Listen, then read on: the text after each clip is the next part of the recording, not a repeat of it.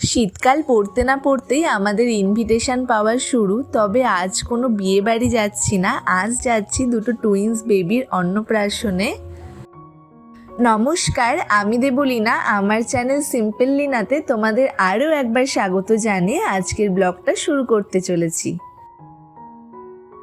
Hot করেই যেন ঠান্ডাটা পড়ে গেল বলো। এই সুন্দর ঠান্ডা ঠান্ডা ওয়েদারে বেশ গরম গরম খিচুড়ি খেতেই ইচ্ছা করছে।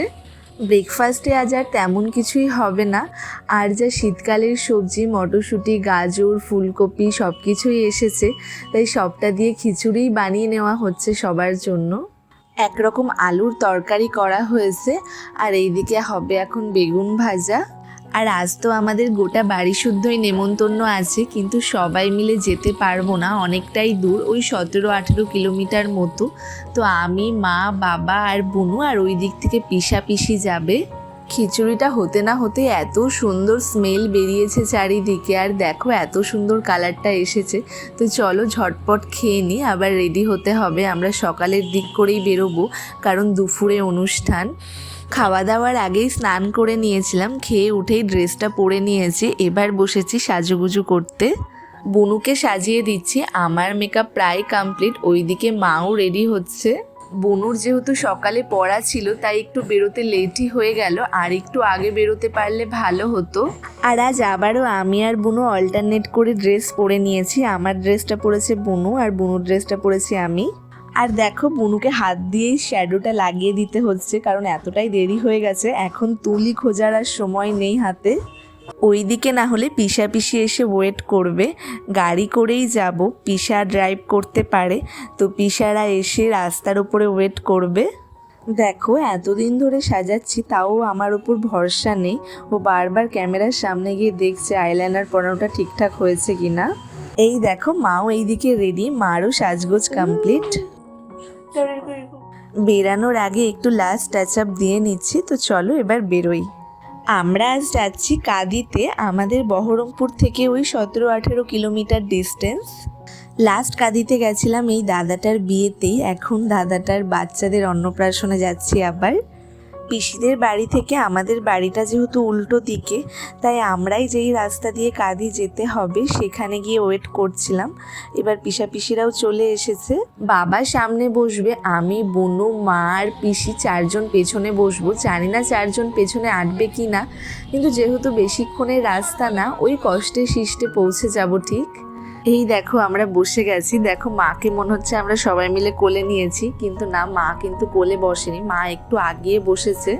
গাড়ি যখন থেকে স্টার্ট শুরু হলো তখন থেকে আমাদের গল্প শুরু হলো, আর গাড়ি যখন গিয়ে স্টার্ট বন্ধ করলো আমাদেরও গল্প বন্ধ হলো। তাই জন্যই যে এত তাড়াতাড়ি পৌঁছে গেলাম, টাইমটা বুঝতেই পারলাম না যে কখন পৌঁছে গেলাম। অনেক রকমের গল্প হচ্ছিল, তার মধ্যে স্পেশাল গল্প হলো আমরা যখন ছোটোবেলায় কোথাও ঘুরতে যেতাম, ধরো বোলপুর, শান্তিনিকেতন, তারাপীঠ, গাড়ি করেই যাওয়া হতো। আর গাড়িতে আমার সিটটা কখনো ধরা হতো না, আমাকে কোলে কোলে সবাই নিয়ে যেত, আর আমি কিছুতেই কোলে বসতে চাইতাম না, সেই কান্না জুড়ে দিতাম। বড় হয়ে যাওয়ার পর ছোটোবেলার গল্পগুলো শুনতে কি মজা লাগে না? তো চলো আমরা গল্পে গল্পে পৌঁছেও গেলাম।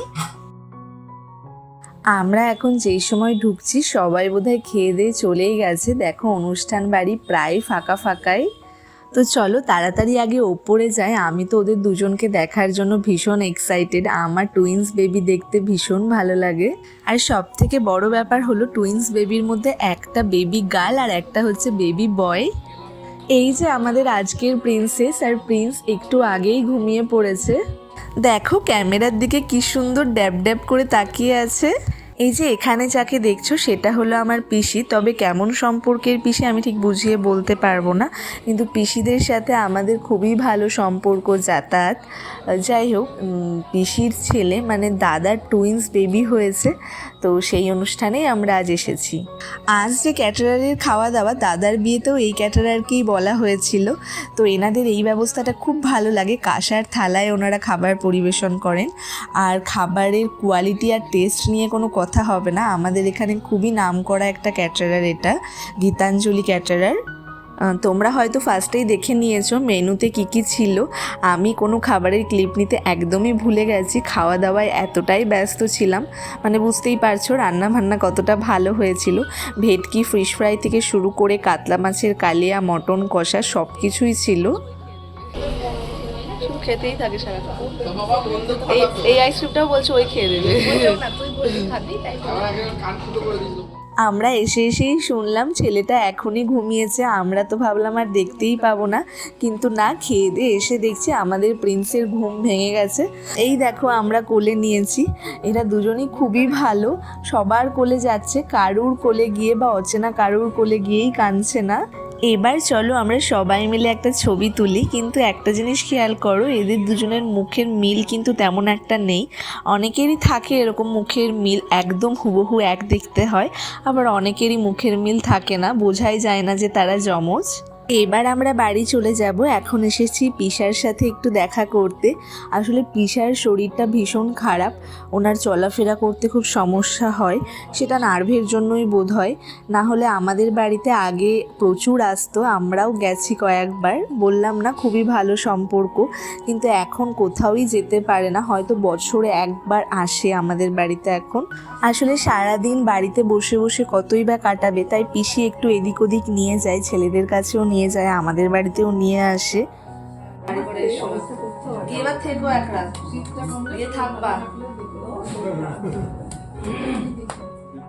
এইবার আমরা চলে যাচ্ছি, পিসি এসেছে আমাদের আগিয়ে দিতে। আর পিসি দেখো কত কিছু প্যাক করে দিয়ে দিয়েছে, যেহেতু আমাদের গোটা বাড়িরই নেমন্তন্ন ছিল, সবাই তো আসতে পারেনি, তো সবার জন্য পাঠিয়ে দিয়েছে খাবার। আর এই দেখো আর একজন ওইদিকে লুকিয়ে লুকিয়ে আবার আইসক্রিম খাওয়া শুরু করে দিয়েছে। একটু দেখি। শেষে মুখে পান ভরে হালকা সাউন্ডে গান শুনতে শুনতে এখন আমরা যাচ্ছি বাড়ির পথে। গাড়িতে উঠলে না এত শর্ট জার্নি একদম ভালো লাগে না, বেশ একটা লং জার্নি হবে 3-4 ঘন্টার, তাহলে বেশ ভালো লাগে। তোমরা কারা কারা গাড়িতে লং জার্নি পছন্দ করো কমেন্টে জানিও।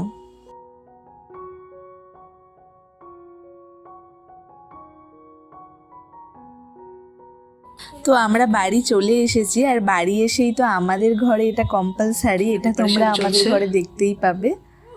এখন রিলসের জন্য প্র্যাকটিস চলছে, বুনু একটা রিলস বানাবেও, আমাকেও বলছে একটা রিলস বানাই চল দুজন মিলে, তো সেটাও করব। যা ভুলে গেছে এখন যে কতবার প্র্যাকটিস চলবে, কিন্তু না, ও বেশ তাড়াতাড়ি তুলে নেয়, ওরা আমাকেও শিখিয়ে দেয়। আমাদের ফটো তোলা রিলস তোলার থেকে বুনুর বেশি ইন্টারেস্ট এইসব ব্যাপারে, আর ও বেশ ভালো করেও। তবে চলো আমি আজকের মতো আসি। তোমাদের যদি আমার ব্লগটা ভালো লেগে থাকে লাইক, কমেন্ট অ্যান্ড শেয়ার করবে, সাবস্ক্রাইব করতে ভুলবে না। আবার দেখা হচ্ছে নতুন কোনো ব্লগ নিয়ে, ততক্ষণের জন্য টাটা।